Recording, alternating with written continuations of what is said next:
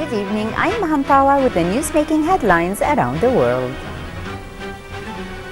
His Highness Sheikh Jabir Mbarak Al Hamad Al Sabah, the Prime Minister, heads Kuwait's delegation to the China-Arab States Cooperation Forum. The UN accuses Israel of building illegal settlements in occupied territories, calling for an end to the blockade of Gaza. UN officials urge the Syrian regime to ensure the immediate removal of the lost containers of chemicals from the country. And leaders of the G7 industrial nations back Ukraine's new leadership as they discuss the latest political and economic developments. In our first item, Bismillah ar-Rahman ar-Rahim, His Highness Sheikh Jabir Mbarak Al Hamad Al Sabah, the Prime Minister, chaired Kuwait's delegation to the 6th session of the Ministerial Committee of the Arab-Chinese Cooperation Forum, which opened in Beijing today. His Highness said in his opening speech that the forum would create greater opportunities for mutual understanding between the two sides and would push forward the historic relations between the Arab countries and China. His Highness said he hoped that the joint efforts of the two sides would continue and the mechanism of periodical meetings would be maintained so as to serve their common objectives. His Highness the Prime Minister said the balance of trade between Kuwait and China reached $13 billion in 2013. He also underlined the need to expedite negotiations for the establishment of a free trade zone between the GCC and China, as it will enhance joint efforts for cooperation between the two sides. His Highness said the current meeting coincides with the 10th anniversary of the Arab-Chinese Cooperation Forum, which has yielded important positive results and created new spheres for greater cooperation in the political, economic, commercial and investment areas. His Highness said, "We assert our support for the sovereignty and territorial integrity of China and our commitment to the policy of one China, as well as our support for the peaceful development of relations in Taiwan Bay, the peaceful reunification of China, as well as our rejection to religious extremism forces, as well as the nationalist secession forces which pursue violence and terrorism and use separatist claims against China." His Highness the Prime Minister said the Arab-Chinese cooperation in the fields of oil and gas enjoys great attention by the Arab side, which insists to secure safe and stable supplies of energy to the whole world, including China. He also underlined the importance of exchanging expertise and information with China regarding technology of the renewable energy.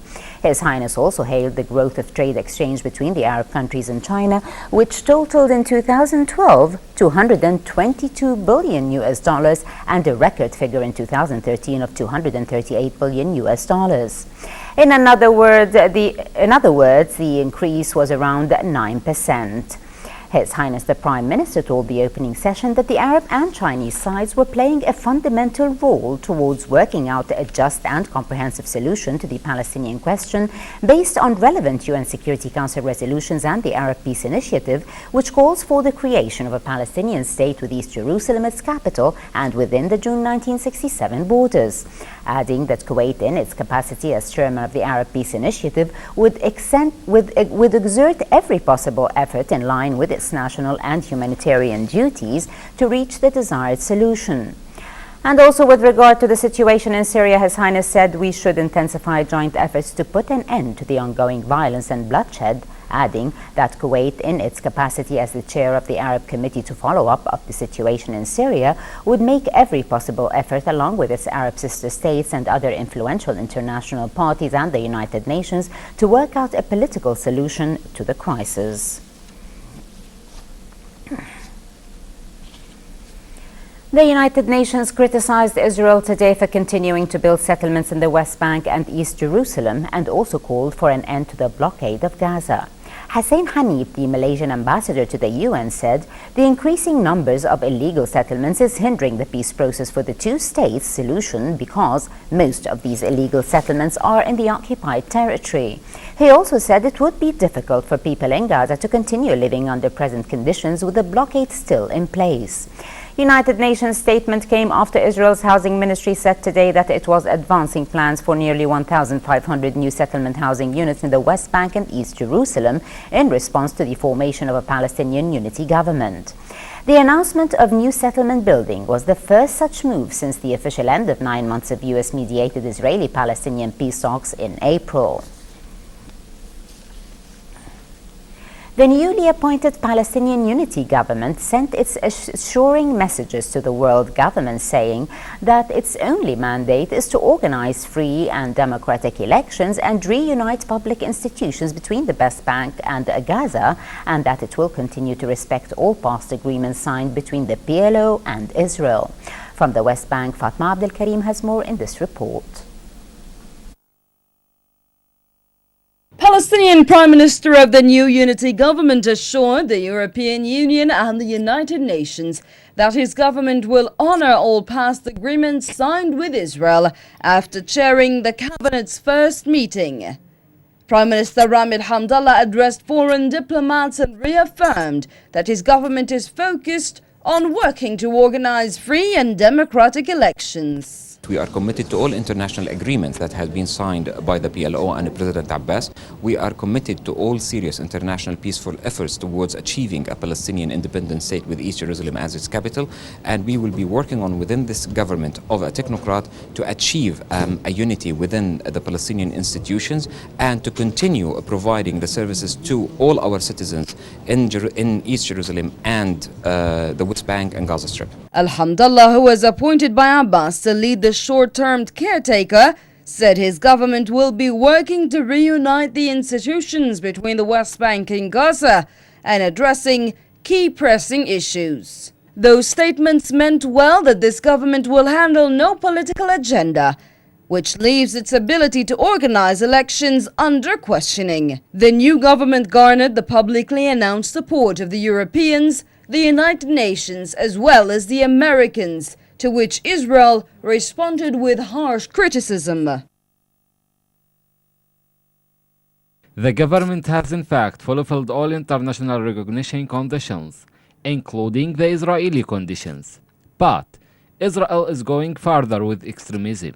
Therefore, it is not recognizing this government, which is comprised of independent technocrats under Abu Mazen policy.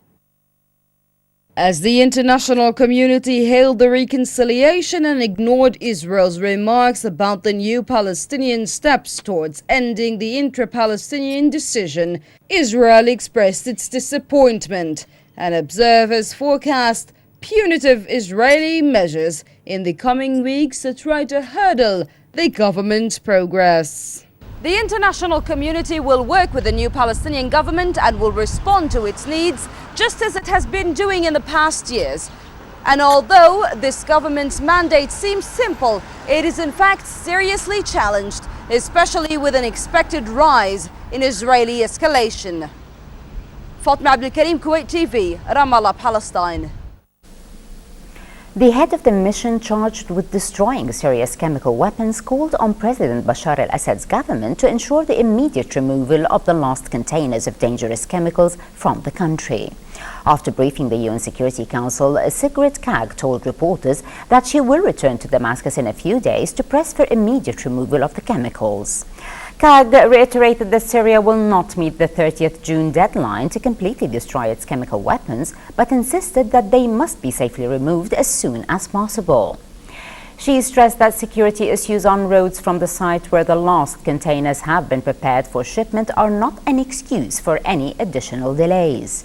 Meanwhile, Valerie Amos, the UN Under-Secretary General for Humanitarian Affairs, told reporters that a UN resolution calling for all parties in the Syrian conflict to permit free access to humanitarian aid has not delivered what it was intended to. Amos said the level of violence on the ground is rising and much-needed medical assistance is not reaching affected parties. 14 people were today killed in an attack by suspected al-Qaeda militants in southern Yemen. The militants reportedly opened fire with machine guns at an army checkpoint in Shabwa province. The Interior Ministry said 8 troops and 6 civilians died. Meanwhile, the army said 40 soldiers and 500 militants have been killed since an offensive against al-Qaeda and its allies in the south began in April. The army regained control of several major towns in Shabwa and Abyan province during a similar campaign in 2012, but the militants were able to retreat to remote rural areas and regroup. The International Committee of the Red Cross, the ICRC, strongly condemned the murder of one of its staff on Wednesday in Libya. Michel Groub, a Swiss national and head of the organization's Misrata sub-delegation, was killed by armed men near the city of Sirte, east of Tripoli. Groub was leaving a meeting with two colleagues when their vehicle was targeted by a group of armed men. On the same day in the capital Tripoli, the office of the nation's new prime minister was targeted. An unknown assailant fired a rocket-propelled grenade into the building. But the grenade exploded next door to the Prime Minister's office, who was not in the room at the time. Iran faced Western pressure to speed up its promised cooperation with a long-stalled UN nuclear watchdog investigation into suspected atomic bomb research by Tehran. The United States, the European Union, and others welcomed at a meeting of the International Atomic Energy Agency signs that Iran has begun engaging with the IAEA inquiry, but they also made clear Tehran must do much more to fully address their concerns. The EU noted that some progress had been made in the separate talks between Iran and the IAEA over the country's nuclear program. In a statement to a meeting of the IAEA's 35-nation governing board, the EU called on Iran to provide all the relevant information to the agency and to accelerate its cooperation with them. Canada's ambassador to the IAEA said Iran is moving too slowly to address the long-standing questions over its nuclear program. Suspected Boko Haram militants launched an attack in a village near the northeastern Nigerian city of Maiduguri, killing about 45 people. The militants came to the village of Barderi near the University of Maiduguri on the outskirts of the city last night, telling people to gather to hear them preach, but then turned the guns on the crowd. Meanwhile, residents and officials said at least 200 people were killed in a wave of attacks earlier this week.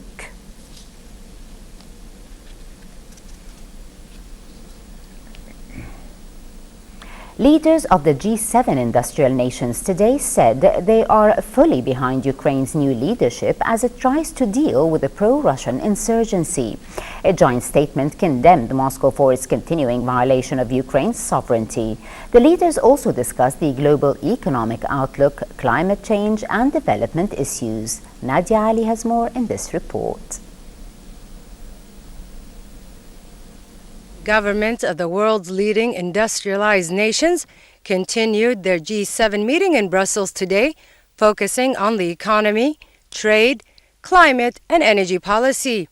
U.S. President Barack Obama, Canada's Prime Minister Stephen Harper, and Japan's Shinzo Abe met their four European counterparts, French President François Hollande, Britain's Prime Minister David Cameron, and German Chancellor Angela Merkel, and Italy's Prime Minister Matteo Renzi at the European Council.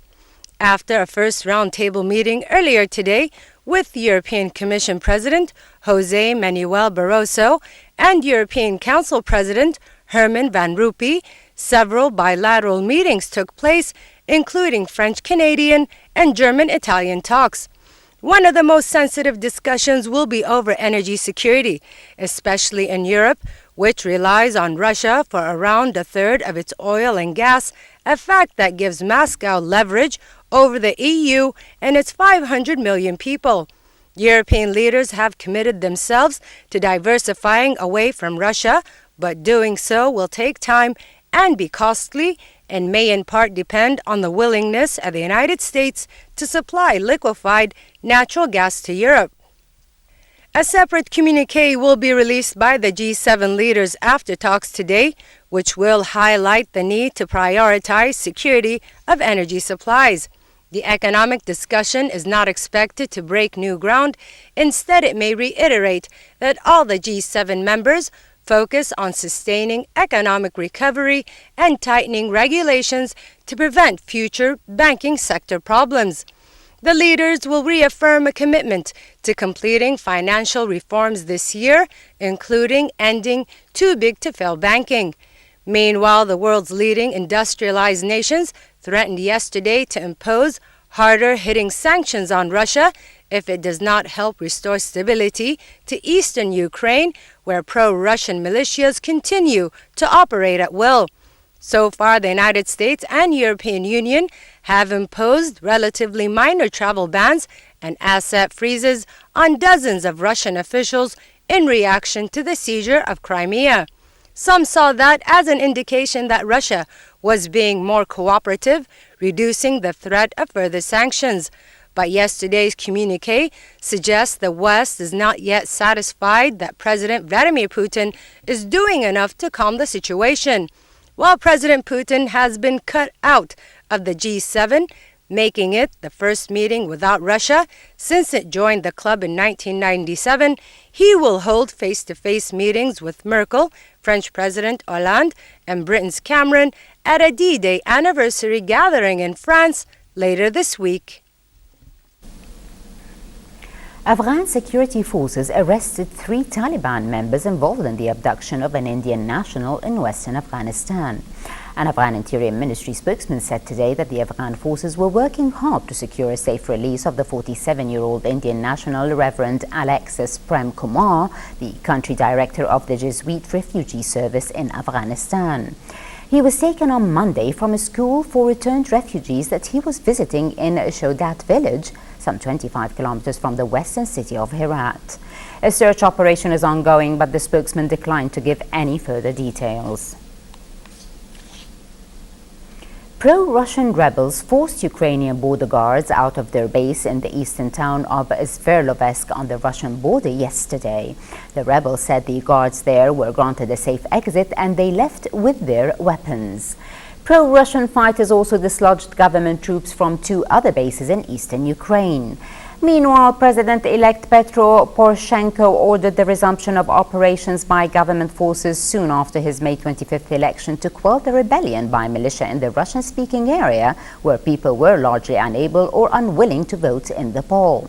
The chief of the presidential administration said today that unfortunately massive criminal groups were already created in conflict zones, namely Luhansk and Donetsk regions, and since there was no possibility to reach an agreement with them, they could only destroy them.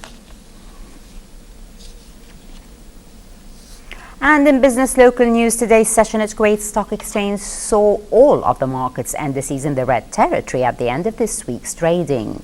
The KSX 15 lost 3.77 points to close at 1,203.86 points. The price index also went down 7.22 points to settle at 7,337.37 points, and the weight index fell by 1.45 points, losing 492.21 points. The session saw 3,758 transactions worth about 18 million Kuwaiti dinars, with around 152 million shares changing hands. And in our final item tonight, Spread the Passion launched their Evenings of Achievements, a series of events to celebrate the non-profit organization's achievements and milestones throughout the year in support of voluntary work to encourage the youth to volunteer. The event was also held to mark the conclusion of the Ambassador Program, which is funded by the Middle East Partnership Initiative and supported by the Ministry of State for Youth Affairs, as well as the launch of their new application that will be available shortly on all smartphones. Sarah Farris Globe was at the National Library and has this report. Spread the Passion held a ceremony to inaugurate its Evenings of Achievements under the slogan, Help It Grow. Today we're going to be reviewing some of the achievements that we have done over the past few months, as well as launching our web-based application. It's called a Community Hub. So basically we're trying to involve more members as individuals and as organizations to serve the community and engage everyone in causes that are for the society. Basically, it's a conclusion of our ambassador program, which was sponsored by the MEPI program by the American Embassy and the Ministry of Youth. It was almost a 1-year-long program, and like we concluded tonight, as well as launch it in another format. So we have a rebirth to say of the program, as well as the different organizations. Like our main function is connecting volunteers to volunteering opportunities. So we've been helping different organizations throughout that time. You can sign up as an individual or as a group. A group being a volunteer team or an organization or a society. Like anyone who has a non-political, non-commercial objectives can join this application and post any events they have that are for the community. Meanwhile, the individuals can sign up and can also decide to attend or join the mailing list of the organizations. So we're easing communication. In a there's a high level of confidentiality, so people can't search you if you don't want to be searched. And at the same time, just to try to spread the community spirit and try to make things easier, the individuals will be able to see their hours of volunteer work and track their tasks. During the ceremony, a sentimental video was shown where the Spread the Passion family shared their memorable volunteering experiences with the audience and also touched on how volunteering has affected their lives. Today we are gathering here to spread the love, to spread the happiness, to spread, by what? Because here now the volunteer, to be volunteer to give the Kuwait, because Kuwait give us everything. So it's very important to be volunteer in somewhere. Volunteer, sometimes you said, I will give money. That's it. But this is not, but to give your time very, it's very, expensive, the time, So to give your time, to take your time and to go to patient, to go to hospital, to go to help somebody. This is the great things in life. I've been volunteering for 7 years now, and just recently I became a trainer with Spread the Passion, and I'm very proud of that. I have to encourage more people to volunteer, and I hope it spreads all over Kuwait to be positive volunteers. The evenings that spanned for 3 days featured workshops by Toastmasters International as well as other non-profit and non-governmental organizations and other voluntary groups, and through their new application incorporated connecting volunteers with volunteering opportunities.